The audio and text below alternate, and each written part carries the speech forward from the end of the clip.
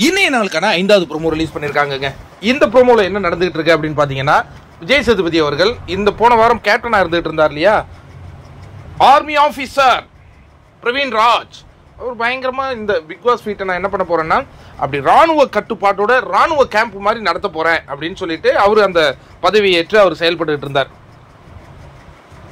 விஜய் சேதுபதி என்ன சொல்கிறாருன்னா, இது ஒரு ஆர்மி கேம்பா இல்லை என்எஸ்எஸ் கேம்பான்னு தெரியல, ஆனால் ஏதோ ஒன்று ட்ரை பண்ணையா, நீ ஏதோ ஒன்று புதுசாக பண்ணணும்னு நினச்சேன், நம்ம கேட்போம், ஹவுஸ் மேட்ஸ் கிட்ட கேட்போம், அவங்க என்ன சொல்கிறாங்கங்கிறத தெரிஞ்சுப்போம். அப்படிங்கும்போது கனவனத்து என்ன சொல்கிறாருன்னா, ஆமாம் சார், இவர் வந்து ஆர்மி கேம்ப்ன உடனே நான் கூட நினச்சேன் சூப்பர் டீலக்ஸ் டீமுக்கு ஒரு 7 துப்பாக்கி, பிக் பாஸில் இருக்கிறவங்களுக்கு ஒரு 10 துப்பாக்கி கொடுத்து ஏதாவது ஒன்று பண்ணுவார்னு நினச்சேன், பட் கடைசி வரையும் அந்த துப்பாக்கியை கையிலேயே கொடுக்கலையா சார் அப்படிங்கிற மாதிரி அவர் ஒன்று சொல்லிட்டு போனார்.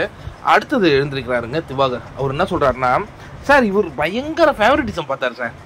ஒரு பிரச்சனை ஒன்று நடக்குது அப்படின்னா தனக்கு பிடித்தவங்களுக்கு சாதகமாகவே அவர் பேசி முடிக்கணும்னு நினைச்சாரே தவிர்த்து ஒரு நடுநிலை அவர்கிட்ட இல்லை சார். இன்னும் ஒரு விஷயம் நான் சொல்லட்டுமா, அவருடைய பார்வையை பார்த்தாலே பதறுது அப்படின்னு வியானாங்கிற அந்த கண்டஸ்டன்ட் சொன்னதை நாங்கள் காதால கேட்டேன் சார் அப்படின்னு ஒன்று. அப்படியா வியானா நீங்கள் வாங்க, அப்படியா அவருடைய பார்வையை பார்த்து எப்படி இருந்தது? ஆமாம் சார், கொல்ற மாதிரி இருந்தது சார் அவருடைய பார்வை, நான் பயந்துட்டேன் சார் அப்படின்னு ஒன்று இவருடைய ஃபேஸை காட்டுறாங்க கேமராவில்.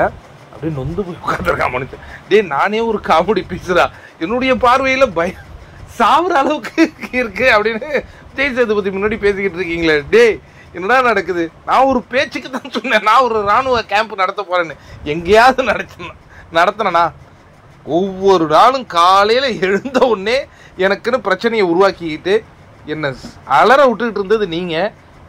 ஆனால் நான் பார்வையாலேயே கொல்றேன்னு சொல்கிறீங்களே, இப்போ நான் யாரு? அவ்வளோ பெரிய வில்லனானா அப்படின்னு அவர் யோசிச்சுட்டு இருக்காரு.